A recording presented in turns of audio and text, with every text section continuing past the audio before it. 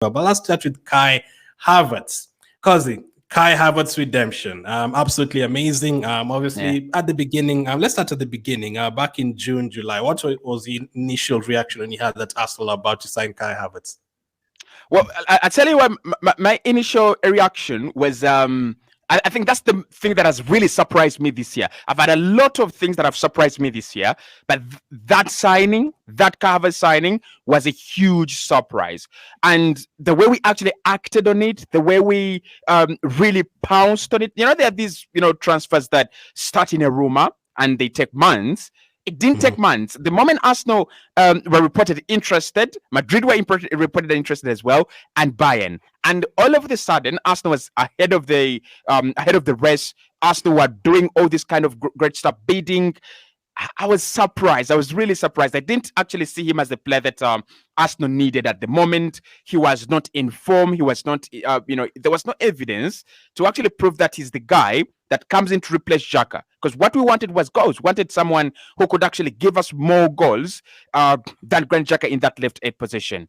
If Xhaka had scored 7 last season, we needed someone with a pedigree of scoring 15, like maybe a player like Ilkay Gundogan, we were all in love with. But the fact that it was Kai, I didn't expect it. I didn't believe it. And I was part of the fan base that said, we are making a huge mistake. We are taking a step back.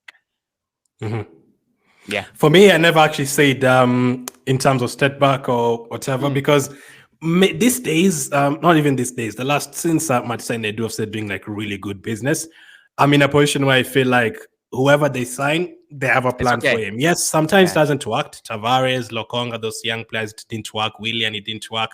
But most of them, it worked. Ramsdale comes under a lot of pressure, it works. Odegaard, there's a time he went back to Madrid, but we signed him again. And then there's a lot. Ben White and a lot of more players, Gabriel and many others. So I'm like, yes, it might not be the best signing. A lot of people are talking about, as you said, Gundogan. A lot of people are talking about why not get Maddison instead? Why not get Kudus instead? Or are you going for Havertz? And then the money is obviously crazy as well, 65 million. But in preseason, I did see a few things here and there. The goal against, I think, the MLS All-Stars. The goal he scored against Barcelona. And then I think the performance that he had against Man City in the Community Shield was actually very, very good as well. By the time the season was starting, what did you feel about his preseason? Were you like, because a lot of people are attacking him for the skills challenge in USA, like, look at him, he's not confident at all. How did you feel like just before the season was starting?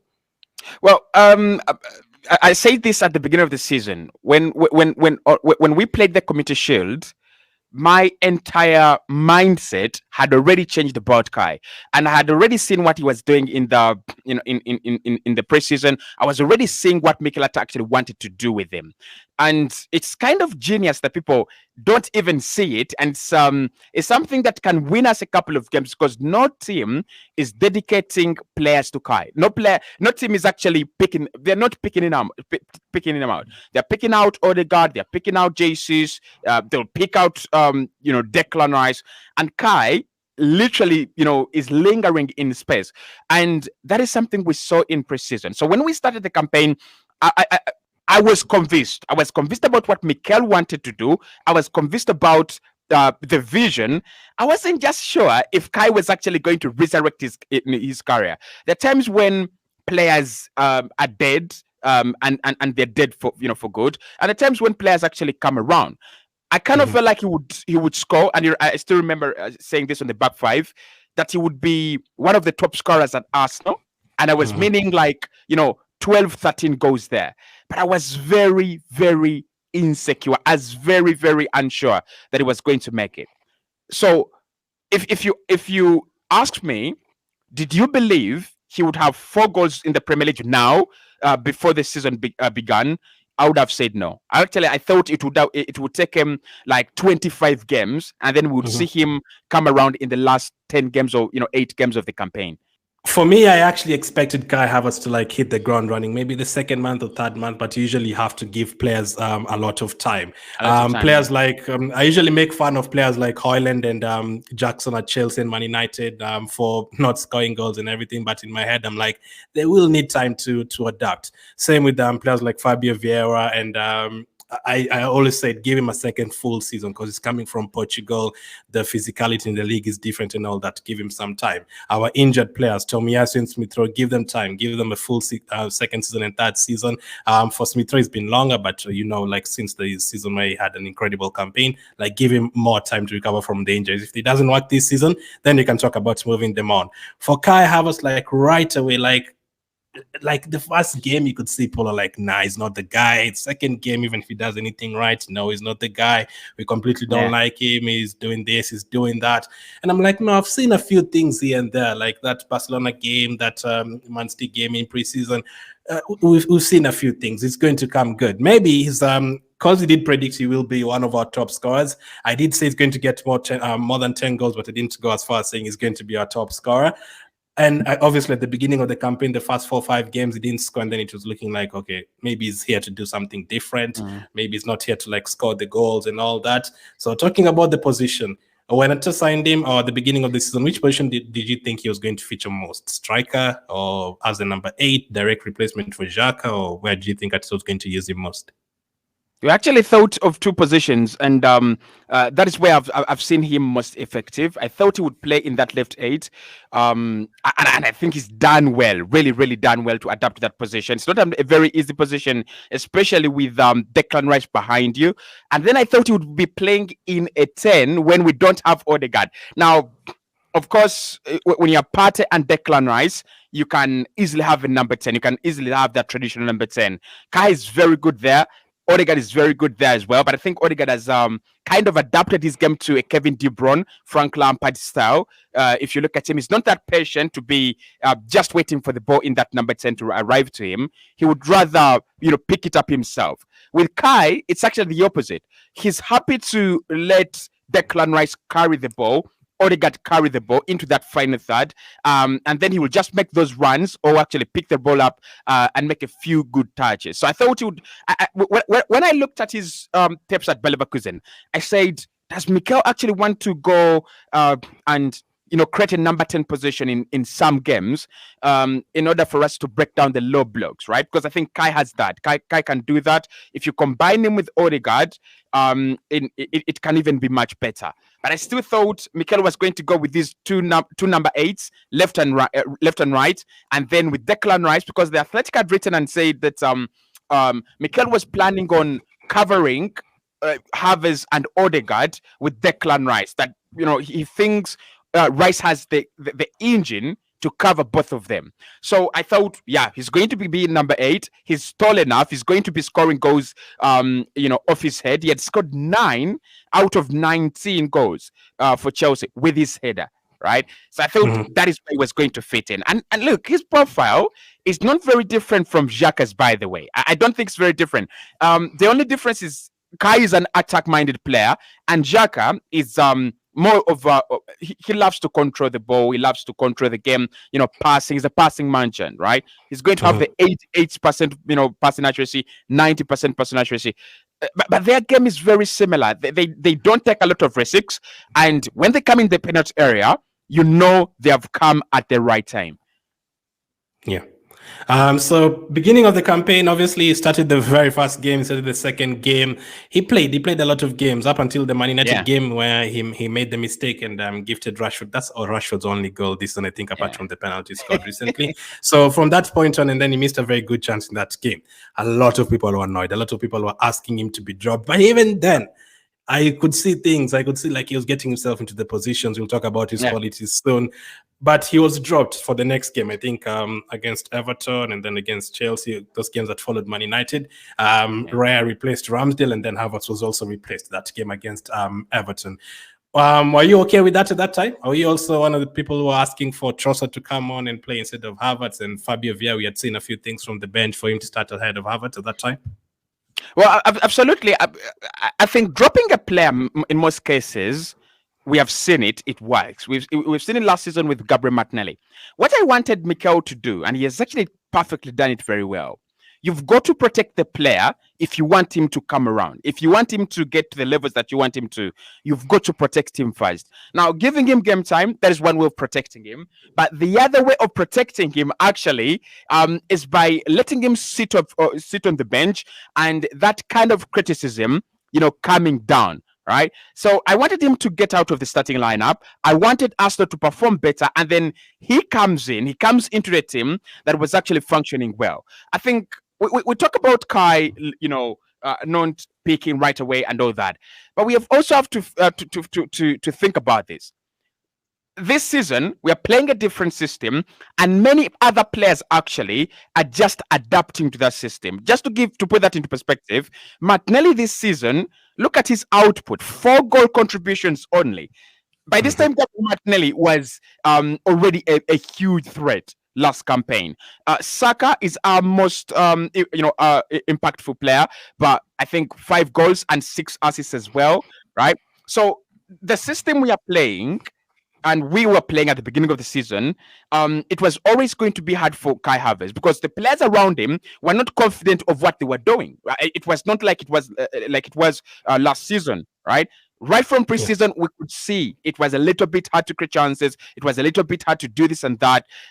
Rice was new. The engine of the team was new. We were playing Partey at right back. That is something that was not working already. And Gabriel Jesus then picked up an injury earlier on. So it was it was new. We needed to adapt. Timber was was coming into the side and then picks up an injury. Then we needed to change things around. So I thought, why don't because Arsenal were really struggling at that point. So I was like, why don't you drop Kai at the moment and then play your best players? Because that's one of the things that will win you games. First, play your best players, get the confidence, get the system up and running. And when you do, then you can bring in, you can make one change, at a time. And that's actually worked. Rice has done very well. Odegaard is back to his best to his best levels. And you look at those two working well. Kai is actually working well as well. But when we take a step back, when Odegaard was not performing well, Kai was not performing as well. And when Declan Rice was not confident enough to, pick the ball, up in deep areas, surrounded by players, by opposition players, he was trying to pick up the ball in wide areas. This whole system was actually not working. So for me, I wanted him out of the team. I never wanted really Trossard at the time. I wanted Fabio Vieira because what we had seen from Fabio was, I am here. This is my season. And I was really angry with Mikel because you've got to go. You've got to choose your team on merit. And Fabio Vieira had impacted 2 games within a space of, I think, 1 or 2 weeks. For us very well. And it's like, you've got to give him a chance. Come on, you've got to give him a chance. And it's really unlucky that he's picked up that injury. He was going to have a very good season.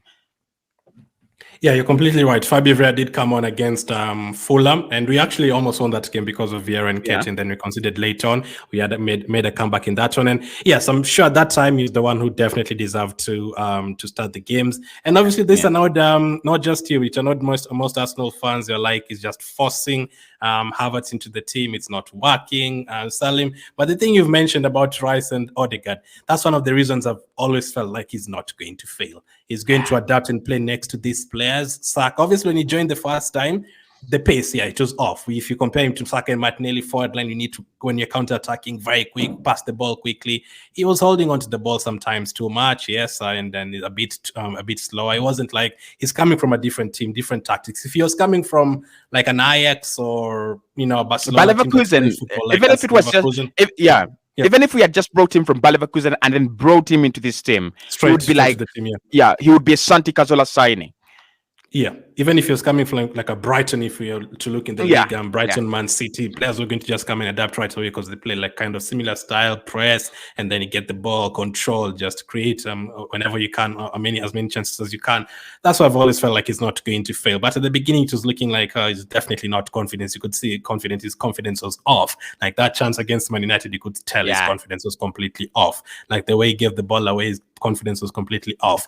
I was a bit worried maybe now that he's been dropped, kind of opposite from me. I was like, maybe now he's been dropped, and then if Fabio Vieira and Trossard keep on doing well, and both of them actually did well. Fabio Vieira did well against Everton. Trossard came on for an injured Martinelli against Everton, and he also scored a winning goal in that game. So it was looking like really be brought back to the team.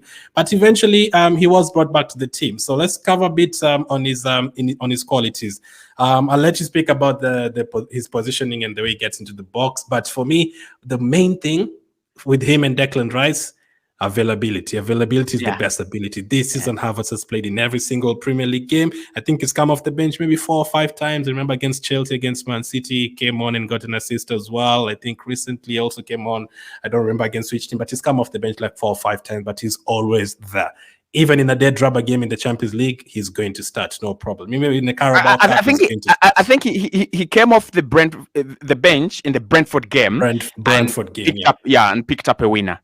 Yeah, and the very following game as well against Wolves, he also came on. So availability is the best ability for me. He's always available next to Declan Rice. Both of them, even in his Chelsea days, I think he played almost every single game. Also in his Bayer Leverkusen days, rarely injured. Maybe when he was young. So what's the one ability that you look at when you look at Kai, you're like, this is totally different from every other player. And I'm sure we don't have any other players like this, and it's really going to help us in this particular thing. Again, the one thing I'm going to say that I've said already before about Kai, space investigation. You look at that ozone. You've seen that ozone zone, the Odegaard zone, right? That you guys call the ozone, right? Mm-hmm. You know, that is easy to mark out. You know, I mean, I wonder how teams don't even mark him out. Like, that is so easy to mark him out. Just put a guy on Odegaard and make sure that when the ball drops to that area, there is someone. With Kai Havertz, his anticipation of the game and reading of the game is high class. And I do not know if Arsenal have had a player like this. And I've been watching, because all the players we have had are very entertaining. He's boring, and you know, he's so good at reading. I was listening to Babatov. He was asked about who is the closest player that comes to mind in the Premier League that looks like you, and said it's Kai, because he is actually not running. He's actually not even involved. He doesn't care about what is going on, but he is looking at the action, and he's anticipating where the next pattern of play is going to be. Look at the Brentford goal. Look at the equalizer against Luton. Gabriel Jesus is struggling, right? And he doesn't actually get closer to him, but he gets farther away from him. And that creates a passing option for Gabriel Jesus, like an easy passing option for Gabriel Jesus. You know, to put that into perspective, when we played against Brighton last weekend, Declan Rice makes a very good move into the penalty area, and Eddie Nketiah is actually hiding between 2 defenders.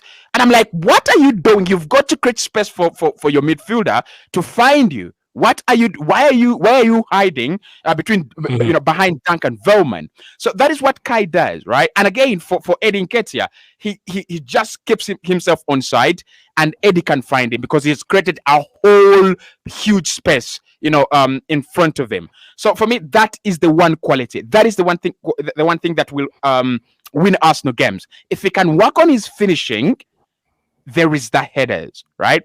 Because we have seen him get into areas where everyone is surprised that the ball is going to drop there, but it's not scored the header, right? If he starts scoring those headers, it's going to be like really, really, really dangerous for teams. He had a real good header opportunity against Luton before we even, scored. He had one against Brighton before we even scored. And I think he had one against Sevilla as well. Like 2 or 3 games in that game. Yeah, exactly. And that doesn't come from the fact that he's stall or Arsenal really deliver well. You've got to ask the question, why don't other players, Saliba is stall, Gabriel is stall, why don't they get those opportunities? It comes from this guy knowing where the ball is going to fall and his anticipation and investigation of space. So that's one thing I think Arsenal have in him that, we don't get from any other player. He might not make that, pass, yet, probably until his confidence comes back fully. But his ability to know that if the ball is on the right hand side, it will end up on the left hand side or in the middle. So I'll position myself slightly behind Dunk or slightly behind Velman. That is something that will win Arsenal very, very many games. As you said, a lot of people talk about the positioning and the goals that he scored. I usually hear a lot of people saying, you know what, it's a tap-in. I'm like, no, look at the movement. Like that goal against Lons, you can tell. Tomias put in that cross. I think Zinchenko, someone headed it up. And then Havertz actually looked. He actually looked, okay, Jesus is going to get this header. He looked at the defenders and he made that run to the box. To the box. Same against Luton. I'm actually loving the understanding between Jesus and Havertz. Same. It dropped to Jesus. Jesus showed amazing strength in that occasion. Havertz had the ability, like the idea of like running into the box, and he got a one-on-one chance. So you have to have that understanding of the game, as you said, to get those spaces and everything. I don't think we have that many players who can do that. And as you said, if the finishing like improves, like those that against Luton could have been a goal.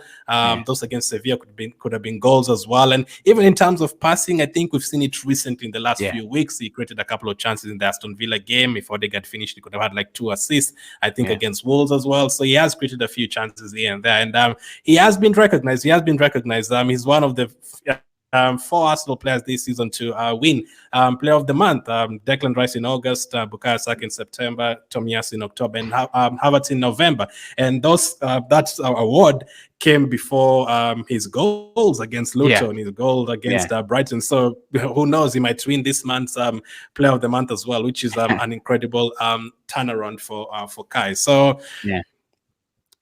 it's working out right now. A lot of people are asking for him to start and everything. But at the beginning of the season, everyone's dream midfield was Partey, Odegaard, and Rice. Odegaard, yeah. So if Partey returns for this Liverpool game and is fully fit, and for some reason he doesn't go to AFCON, what would you do? Apart from me, I didn't like the Partey, Odegaard, Rice midfield, because I still think, and I think people see it right now, we are always going to be on the front foot in games, right? I would love to see Partey, Odegaard, and maybe actually I would rather have Partey, Kai, and Rice in difficult games, because the contribution he gives us aerially and and physically, and again, I can play him as a 10. I would rather play him in those difficult games. But what would I do if Partey comes back? I've done a video about this, and my opinions don't change. Thomas Partey is an unreliable, beautiful player. That is the sad part about it. Beautiful, unreliable. What do you do? The Premier League is a marathon. You've got to find consistency. You've got to get these guys to be consistent, right? It's Kai's consistent and like really durable and available. Odegaard is durable and available. Declan Rice is durable and available. You don't sabotage that because the fans or because you love Partey, right? You've got to create a midfield that is predictable. You've got to create a midfield that understands each other. They need to get that education and that relationship, and it is starting to come around. I love Thomas Partey. I would play him over Ben White at right back, like every single day when we're playing Karo Mitoma. I'll play him every single day at right back if there is no Tomiyasu. But for me, Partey has now to understand. It's either he can keep himself fit, which is actually nothing, which has nothing to do with him. It's about injuries and maybe, it's natural. You can't cut it out of him right now. So for me, I would keep the same midfield. I'll just play Thomas Partey in probably like when we were leading 2-1 last season. You bring him on at halftime and you take off. You can take off a Martin Odegaard. You can take off a Jesus. You can take off a Kai Havertz. I don't care who comes off. You can actually bring him on to consolidate a lead, to consolidate a point. To you understand, to protect Declan Rice. But at the moment, Declan Rice is here until 2030. Odegaard can be here until 2030, and Kai can be here until 2030 as well. We are talking about players that are entrusting their longevity to Arsenal. And we've got to pay them back. How do you pay them back? You've got to put them there, and this is my midfield. Look at Gundogan, Silva, Rodri, Fernandinho, and De Bruyne. Those five, it didn't matter who you are. You're Iniesta, you're Xavi. You couldn't break through that five. You just couldn't. Right? Guardiola could just toss them around and toss them around and toss them around. But De Bruyne was a starter. Fernandinho was a starter. Whenever he was there, Rodri is a starter, and and Bernardo is a starter. I think that's what we've got to do. We found our own, maybe Gundogan in Kai. I think he can be that clutch. He's going to score for us important goals. We found our De Bruyne in Martin Odegaard. He's going to impact games. Brighton, Dizabi said that they suffered. That is the word he used. They suffered. And for me, the guy that made them suffer was Odegaard. That performance was unreal, like really unreal. And then you've got the best defensive midfielder in the world in Declan Rice. So it's a tough call. As an Arsenal fan, it's a very tough call. I love Partey. I'm African, by the way. We should have Partey. Like, he's one of the best DMs in the world, best DM in Africa. But I just don't see the legitimacy of the decision to drop any of those three to bring in Partey. I just don't see the legitimacy. Yeah, because I saw it yesterday. I saw people saying when Partey's back, drop Havertz immediately. I'm like, he's been playing well. You don't just drop a player because you don't like him. So exactly. And Partey is not going to give you those goal contributions, by the way. At the moment, our problem is not how we handle games. Our problem at the moment is creating and finishing.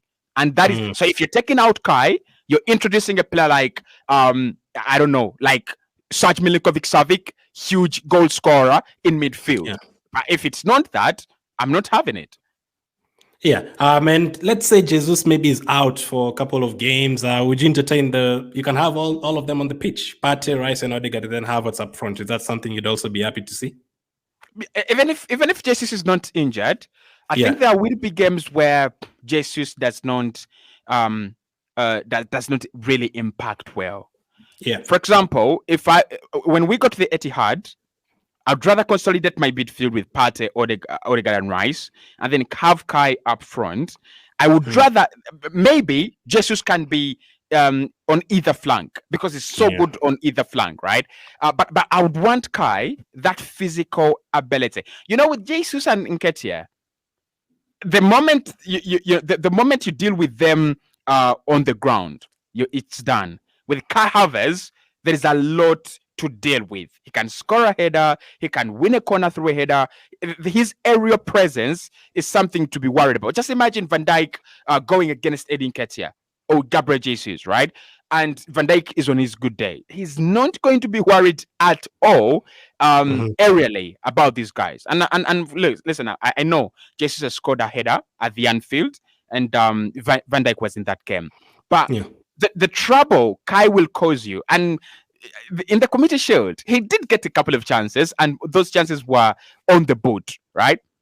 But you could see how difficult it was for that Manchester City defense. You could see they were afraid. He provides us with the kind of a board to hit the balls on, and then when they ricochet, they'll get to Declan Rice, they'll get to Odegaard. That is one thing that we actually get very, very well. And then dead ball situations. I think, how many goals have we scored from dead ball situations this season? We need to increase our return, right? Against Brighton, we had 10 corners. 10, right? So we need to increase the number of goals and number of chances we are creating from dead ball situations. And Kai, again, is that one guy. So I'll play him as a number 9 all day, every day, in games where I think it's going to be it's not going to be free flowing for Arsenal, right? We might need to pump it up and get that kind of guy that can give us the Mikel Antonio board, hold it up, in those advanced areas, and then wait for these other players to progress. We have scored the most set pieces in the league, but I get your point. Like, we can score more. We can score a lot. We are getting many. The amount of times Saka is butchered in a game, the amount of times that we will get a corner in a game, there are so many, like very, very many. we can actually score a lot more corners, like 10 to 15 corners per game. We can get a lot more. But Nikolayov has done an incredible job in terms of our set pieces. So hopefully Kai Havertz can continue with his form, and we need him against Liverpool as well. So hopefully he scores once again.